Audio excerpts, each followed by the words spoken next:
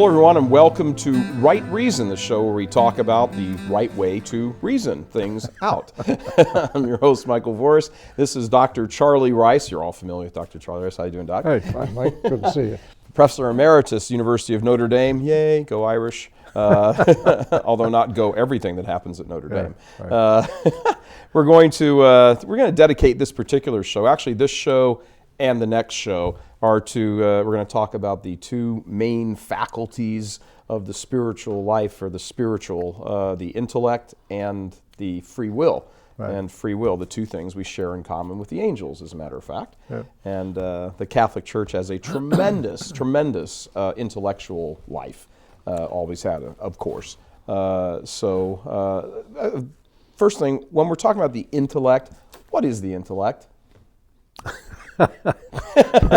Well, you can talk about reason, or you can talk about the mind, or you can talk about the intellect. They're really synonymous. The human being is spiritual. How do you know that? All right? How do you know that? Well, you're actually, you have a body, obviously. You're a compound in that sense. You're a unity of body and soul. And every living thing has a soul. Right? A worm has a soul, and that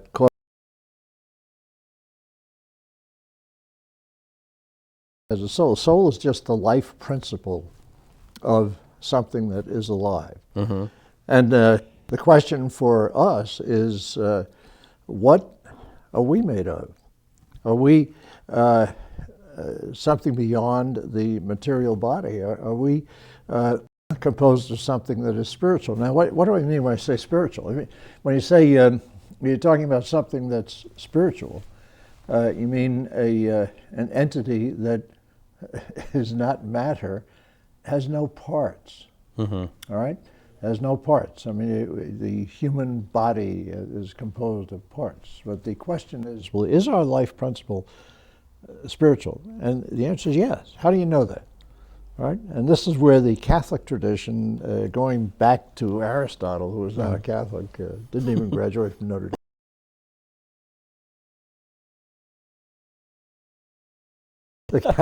The Catholic, long-standing Christian tradition, affirms the intellect as our spiritual faculty, which is able to know reality. That's why we're talking about epistemology, the 50-cent word meaning the science of knowing.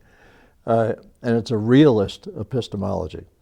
All right, so how do you know that you're spiritual? Because you can do two things that a merely material thing can't do. And those two things, abstract and reflect. Mm-hmm. All right? So we can get into that. Let's. I think these are, lots of people, look, you look around the world today, and, what do you get? You get it's just your feelings, you just kind of move around the world, you react to what happens, and that's sort of it. And, you live a life on this plane without any reference to this, to sort of the higher things. Consciously, anyway. And we all do these. We all live here because it's the nature of who we are. We cry, we like music, we get upset at different things. They have reactions. Animals don't think like that. They don't have the ability to think like that. But we do. Well, yes. Let's talk about the human being first. I mean, how do you know things? Well, this goes back to the Greeks. The Greeks figured this out. Mm-hmm. You look at that door over there, impresses itself on my senses, my exterior senses, the five exterior senses, and my internal senses, imagination, memory, instinct, and common sense, which is the integrating sense. And the image of that door impresses its image on my senses, and my senses turn around and present that image, the phantasm, to what is called the active intellect, right? You don't have two intellects. This is just the way St. Thomas described it. And the active intellect abstracts the essence of that thing, doorness, and presents it to the intellect proper, which forms the idea. The idea door, all right? There are three acts of the intellect. One act is formation of the idea. The second act is judgment. That is a door. That is not a door. It's popcorn. Right. Right? Very good popcorn. Which is why I came up here. And why I got it on the set, right? It's best popcorn in the universe. I know. But now we can talk about truth. Right. You see, truth is the correspond in this context. Truth with a capital T is a person, Right. Christ, right? But truth in this context is the correspondence of the statement with reality. So when I look at that thing out there and I say that is a door, now we can talk about truth. Right. Because you know the concept doorness, the Right. abstract idea of doorness, and so do I. And if I hold this thing up and say, look at this door I'm holding, that's not true. Right. Because you know the concept of doorness, that's not a door, all right? But if I said that's a popcorn bag, yeah, all right, that's true. Got it. And this is the second act of the intellect. The third act of the intellect is reasoning, where the classic formulation, all dogs are mortal. Lassie is a dog, therefore Lassie is mortal. And that's the dividing line between modernity and this realist epistemology and this realism of what that puts us in contact with reality. I mean, Descartes, said you can only know your own ideas. How do I know that I exist? I mean, cogito ergo sum. I think, therefore I am. On the other hand, he couldn't be thinking unless he was. Right. See? The idea is that you can only know your own ideas, and you really can't know the essence of things outside of yourself. And Benedict... That's the modern line. Yes, correct. And Benedict has been Pope Benedict XVI, very firm on a number of occasions, pointing to one of the major problems with modern culture, which is the restriction of reason to the empirical. That reason can't know anything beyond the empirical, what could be scientific. Just a door, just a popcorn bag, that's it. We can't know the essence of anything. So that if I look at that door and I say, look at that locomotive, who are you to say that I'm wrong? Yeah, exactly. Because we can't know anything beyond the merely experimental. That proposition can't be demonstrated empirically, experimentally. The answer is yes, you can know things. But you see the consequence of that, and Benedict has been pointing this out, the consequence of that is that if reason can't know objective truth, an objective moral truth, and reason can't know anything about God, right? Because science doesn't prove the existence of God. It gives you reasons to conclude that God exists. But if reason can't know anything about objective moral truth or about God, then statements about morality and about God are excluded from the public discourse. Sure, absolutely. And that's where we are. They're viewed as craziness. Well, that's where we are. Yeah. How do we? Well, I guess part of the question is how do you? I mean, is this does this have a kind of its origins in a philosophical error? Back a couple hundred years ago. How do you get to the point where you and I can say, yes, this is a cup, right? But we're not going to go much further into reality beyond that. If it's hard and you can like bang it or whatever, and I can touch it, taste it, feel it, whatever. All right, we can agree that's what that is. But that's it. We're not. The second we start talking about abstractions or concepts, well, now we have there's nothing to root them in. Where do we get that from? Okay, the first thing that when we're talking about that business we were just talking about, that there's a door and all that. The idea of door is what we call an abstract idea, because doorness does not exist of itself in the material world. And that's one of the proofs that we are spiritual, that we can form abstract ideas. A merely material thing cannot, because abstract ideas do not exist of themselves in the material world. On the other hand, Mike Voris can walk around in Ferndale and think about doors, and think about doorness, what it takes to be a door, without thinking about any particular door. All right. You know that. You can do Sure. that. You can get the abstract idea. We speak in these things we speak in these things in terms of humanity. Yeah. There's no such thing as humanity. That's No. a concept that is something that applies to all humans collectively.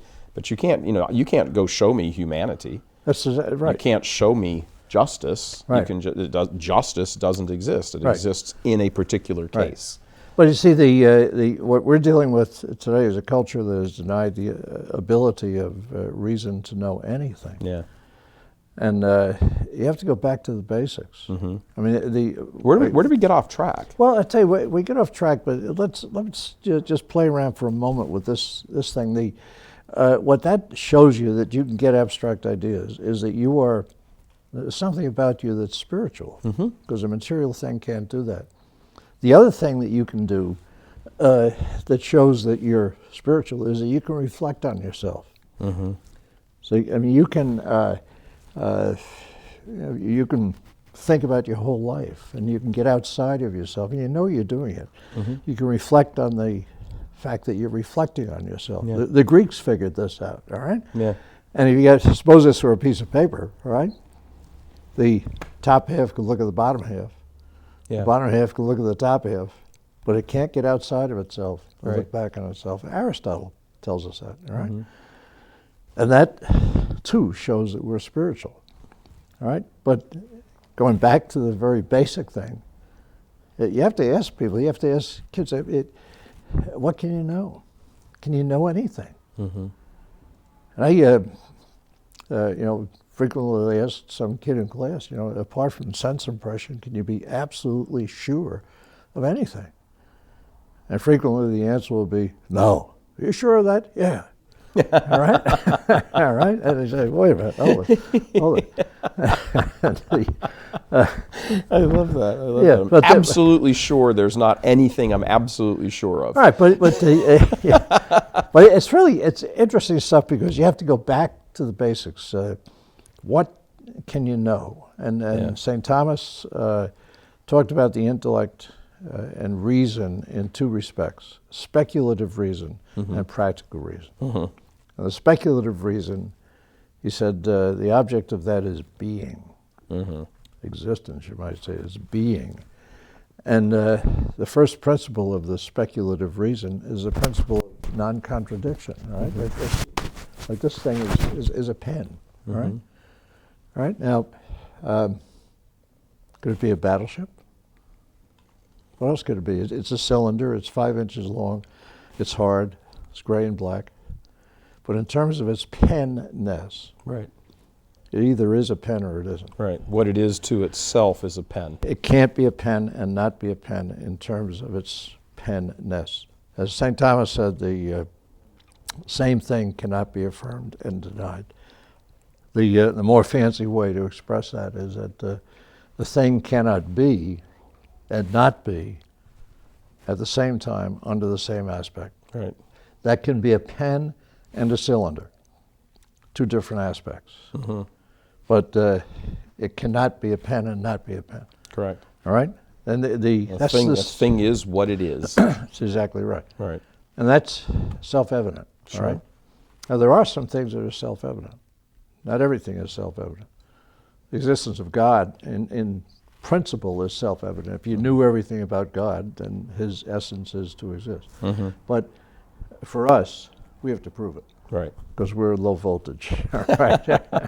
Hold on one second, Doctor. We're going to come back on that thought. We're just getting a little cue here to take a break. But if we're talking about the intellect, and a good jumping off point is just that one little simple thought. a thing is what it is, and that has consequences, which means it's not something else. Exactly. And that's a way to know. Right. That's even got a name. It's the principle of identity. Exactly. It is what it is, and the principle of excluded middle, it either is or it isn't. Right. A pen, in terms of its penness. All right? An example that gets used all the time is, look, you're either pregnant or you're not. You're not sort of pregnant. Or a little bit. Or a little bit. We'll be right back right after this.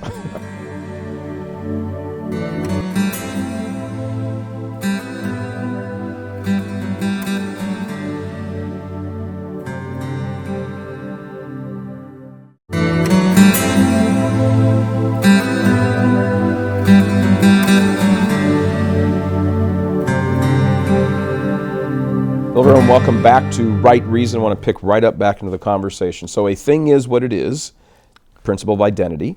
It's not something else, and it can't sort of halfway be in between something and something else. These are self-evident things, Right. And it's what that means is that simply stating the proposition, you see it, all right? Correct. And And it can't be something else. right. Like The 2 plus 2 equals 4. It always equals 4. You don't have to sit around and wonder about it and reinvent it. It's always going to be 4. When we're talking about the speculative reason, the object of it is being, all right? Right, right.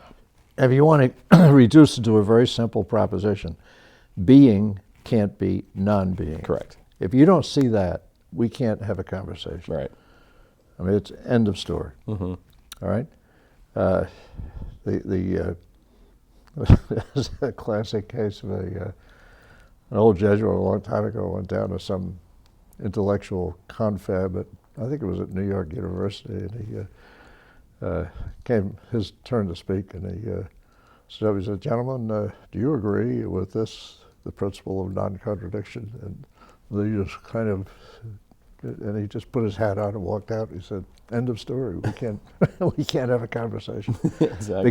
Because the intellect can know reality. See, and that's the speculative reason. Now the practical reason, the object of the practical reason, as St. Thomas said, is the good. Right. All right. So what does it mean to say something is good? And he said the first, principle of the self-evident principle of the practical reason is that the good is that which all things seek. That's which means that's why the grass grows up between the cracks in the sidewalk, because it's seeking its good.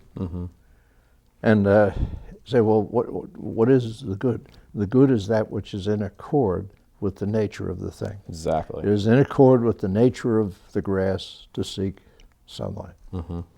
And the question is, what is our nature? And what is the good of human beings? Now, hold on a second. Now, this presupposes that everything has a nature. When we say a That's nature, correct, yes. When we say a nature, what does that mean?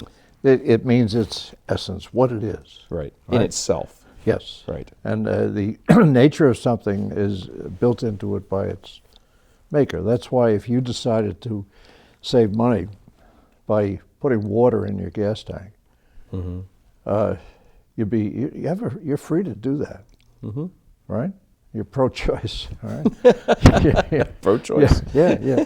You're free to do that, but you're no longer free to drive your car. All right. Because you've violated the nature of the car. Right. And that translates to the human being. If you say, well, marriage, who needs marriage? We're just going to live together. We're just going to hang out together. We're going to live together and all that Playhouse.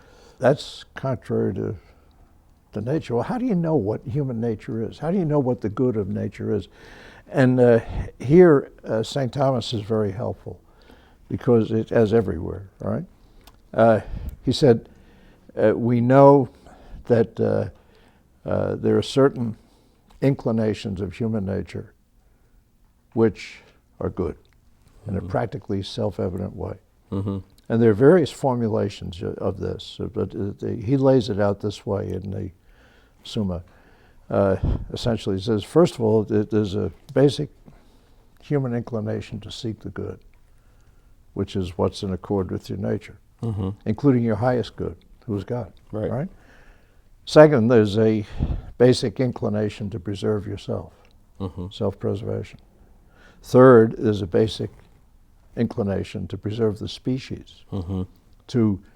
We know that it's good to unite sexually, to have children, all right?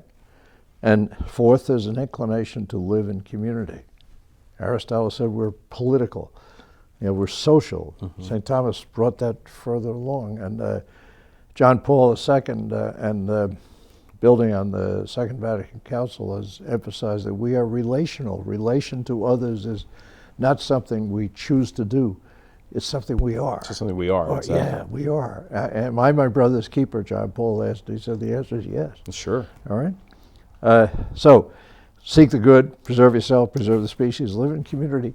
And the fifth is essentially to exercise your intellect and will to know and to choose. You ever, occasionally you hear these, you read these stories of parents who have left a kid in the basement for years, and why is that such an outrage? Because this kid has been denied the human goods of intellect and will.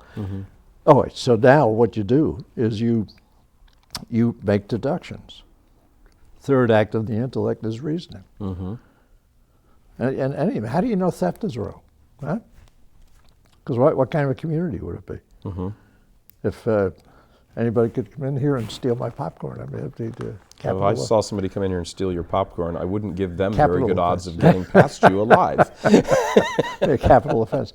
I mean, what kind of a community would it be if it were open season on cars in the parking lot? Sure. So Well, it's one of these things that people have that even an atheist will sit around and say, there are some things that we almost intrinsically, internally realize and recognize as universally wrong: lying, theft. We immediately recognize that, and that says something like, where do those come from? Well, that's not just a moral judgment. That's the natural law. Right. All right. And the commandments, after the fall, after the commission of original sin, we were damaged. And we were weakened in our intellect, and the harmony was gone. And so God gave us the commandments and revelation to help us out, so that we would know. The commandments are just specifications of the natural law. Right. All right. So you take theft. Well, sure, theft is intrinsically wrong, but you have to define it. All right. I mean, if I'm a starving guy who takes a loaf of bread, that's not theft. And under the tort law, the tort law of necessity, you can, to save your life, your property, you can tie up at somebody's dock and so on. There's a. But even still, philosophically underpinning that is why you're allowed to skirt this thing, because there's a greater good, which is your life. Exactly. And so as you balance that out, even there becomes this hierarchy of good. Well, where does that come from? Yeah. It doesn't. We just decide that. Is human life precious because we say it's precious, or is it precious in itself? In our nature. Right. And the nature, like the nature of your car, which is why you can't put water in the gas tank, is built into it by its maker. Right. All right. So you say, well, okay, one of the basic inclinations of human nature is to preserve the species, to unite sexually. What deductions do we make from that? Well, marriage. All right. What about marriage? Here again, reason. Well, marriage should be boy and girl. If only because that's the only way you get new taxpayers, all right? And marriage should be permanent. Yeah, it's kind of funny. The Democrats rail against marriage, and they realize they're screwing up their entire tax base, which they like to take from you all the time. Yeah, So but it's a bad political move on their part. But you get further than that. You say, well, what is marriage? And here's where we, as Catholics, have such a grace and such a gift. Pope John Paul, in his encyclical Fides et Ratio, Faith and Reason, said faith and reason are like two wings on which we rise to the truth. And he said faith is actually a more excellent way of knowing. There are both ways of knowing. But faith is a more excellent way because it can reach higher. I mean, the reason can't come to know the Trinity, right? But faith can, through faith, we can know the Trinity, right?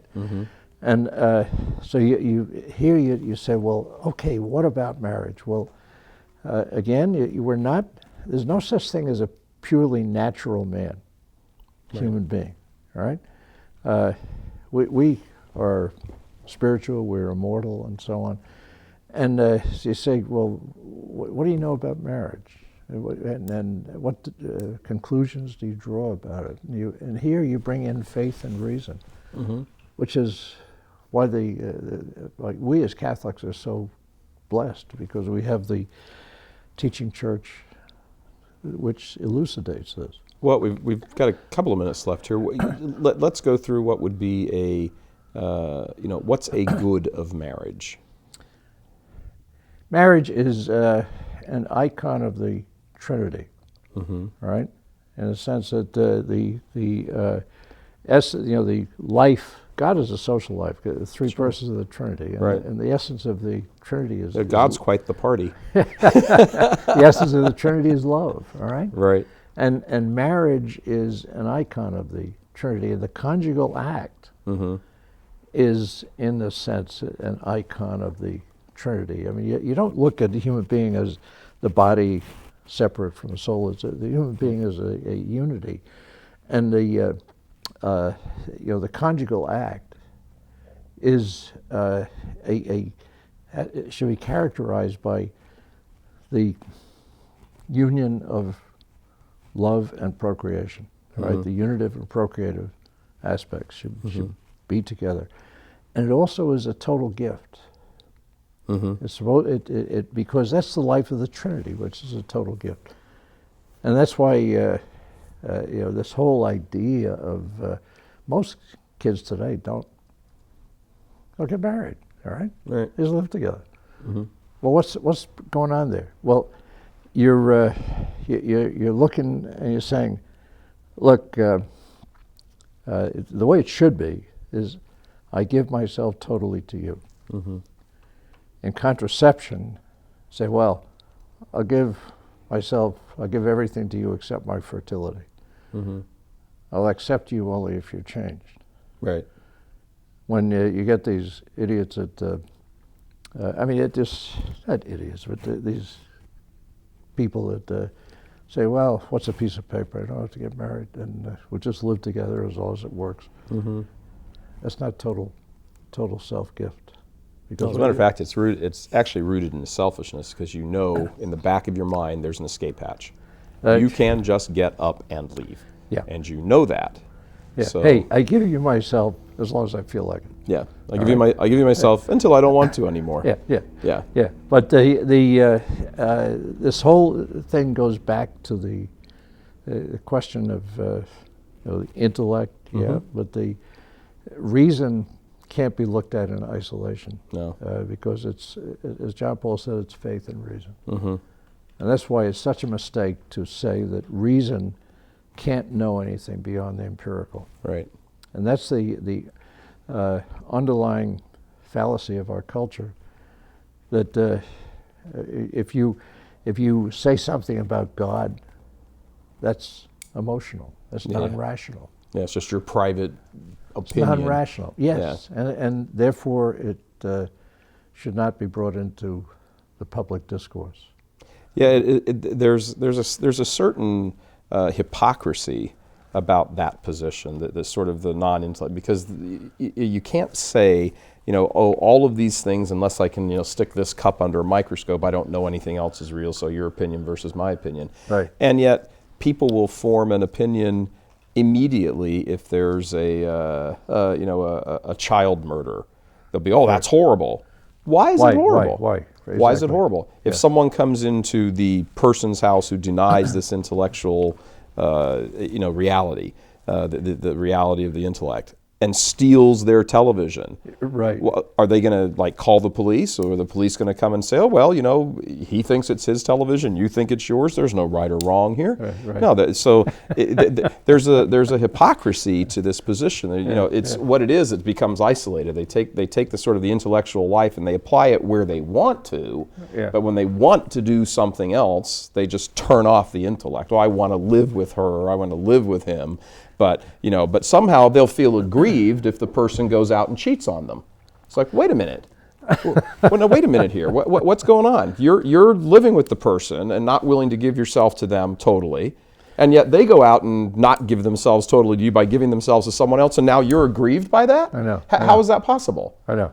What's so wrong? You're doing something wrong, so what's the problem if they're doing something wrong? It becomes a hypocritical thing. You can't, and I think that's why there's so much, particularly among younger people, I think that's why there's so much sort of cognitive dissonance. They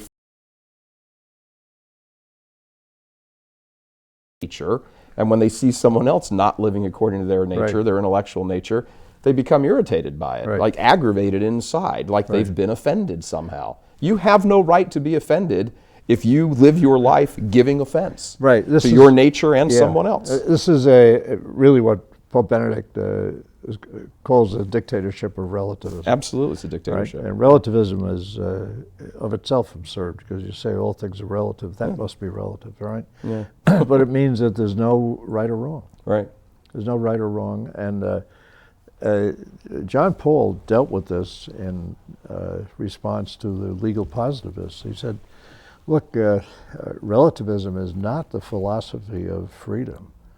It's the philosophy of totalitarianism. Yeah, exactly. Because if there's no common morality, a point that Pope Benedict has been emphasizing very much, if there's no common morality, which really should be founded on God and Christ, if there's no common morality, what do you have to talk about? Yeah, you don't. All right? It becomes, society becomes a matter of adjustment of interests, competing interests. Yeah. And the strongest wins. Exactly. Right. You were back to Nazism. Like Oliver Wendell Holmes, the patron saint of American jurisprudence, said the purpose of the law is to put into effect the tastes, that was his word, the tastes of the dominant group in the community. Yeah. All right? Because that's all you got. That's it. That's all you got. That's it. There's no right or wrong. All right? We're gonna wrap up the show on that thought. We're gonna come back.